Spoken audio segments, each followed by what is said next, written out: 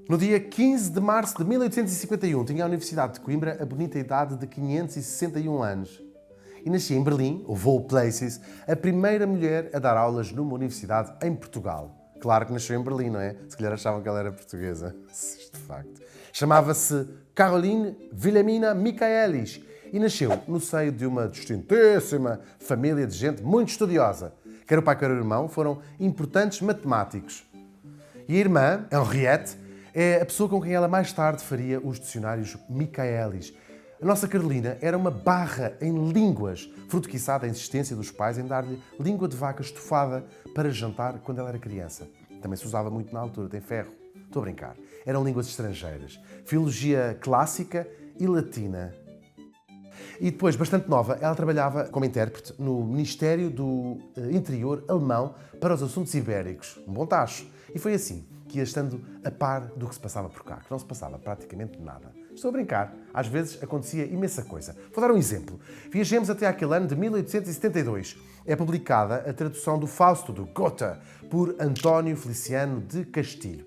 Quem é o Castilho? É um ilustre e reputadíssimo professor desta universidade, para além de ser um enorme escritor. E era uma edição, esta do Castilho, em banda desenhada, depois com uns acrescentezinhos mais picantes à tal obra-prima alemã. Não era nada, também estou a brincar novamente. Era uma tradução impecável, pelo menos para alguns. Mas não foi o que achou, por exemplo, um jovem, Joaquim de Vasconcelos, que ficou indignadíssimo com a qualidade, ou a falta dela, da tal tradução, os erros e a forma que ele achou displicente de tratar uma obra daquele calibre da literatura universal.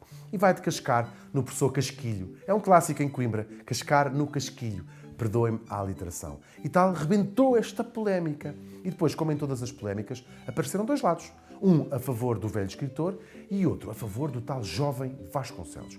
Meteu-se toda a gente ao barulho, do Camilo Castelo Branco ao Pinheiro Chagas, do Antero de Quental ao Adolfo Coelho, só para citar alguns. No caso, só para citar 4.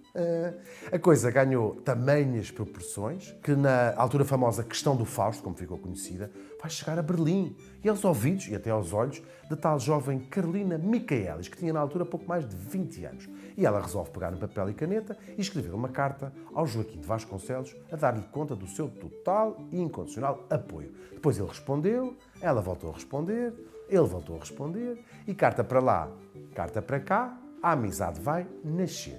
O Joaquim foi várias vezes a Berlim, onde ele gostava de se passear com o seu capote alentejano e fazer outras coisas que se fazem em Berlim. Conversa vai, conversa vem. Descobriram mais umas afinidades, uma aqui, e umas afinidades que ultrapassavam as tais coisas da cultura portuguesa. Eles apaixonaram-se. Que a vida também não é só livros e traduções do Fausto, não é?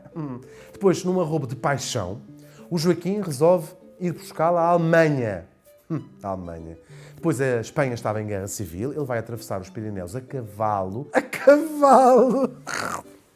E em 1876, Carolina Michaelis ganha o nome porque a conhecemos hoje. Carolina Michaelis de Vasconcelos. E depois, como era costume, torna-se numa dona de casa e nunca mais abriu sequer um livro na sua vida.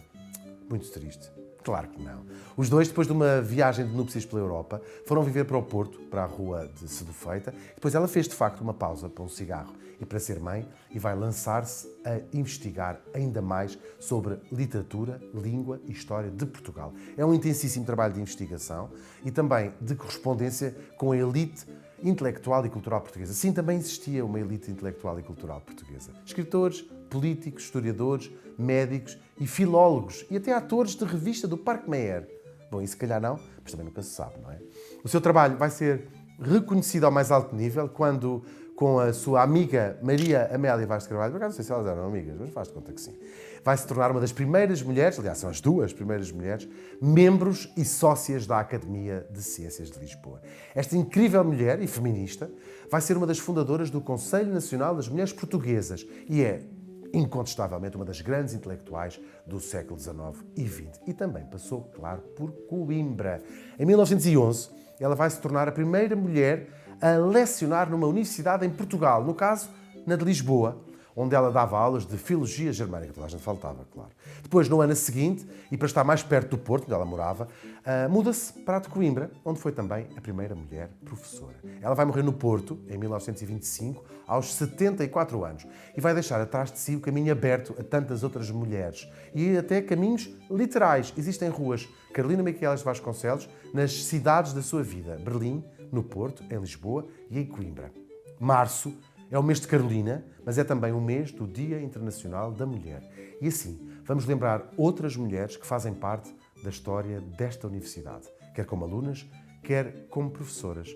Há um nome que já aqui passámos, não é? A de Domitília de Carvalho, que é a primeira mulher a matricular-se em 1891, com a indicação que lhe deram de não vir pintada para as aulas como uma Galdéria. Mas lembremos, Regina Quintanilha, a primeira advogada portuguesa, que vai entrar para a Direito em Coimbra em 1910. Ela tinha apenas nesse ano mais uma colega, Maria da Ascensão de Sousa Sampaio.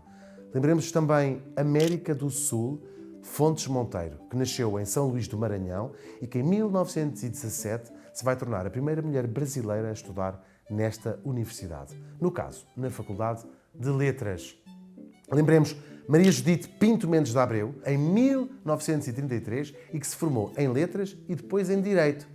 Não gostou de Letras e estudou Direito. E foi também presidente da Câmara Municipal de Coimbra. É a primeira mulher eleita autarca depois do 25 de Abril. Lembremos ainda Rosete Batarda Fernandes, investigadora e nome fundamental na história do Jardim Botânico de Coimbra. Lembremos a incontornável professora Maria Helena Rocha Pereira, uma das mais importantes especialistas em estudos clássicos. Claro, sabemos de cor todos este nome, todos nós que somos alunos de letras. Somos ou fomos, vá. E lembremos, last but not least, as 16.200 alunas atuais desta universidade, as 850 professoras e as mais de 180 investigadoras que continuam a fazer a história de Coimbra.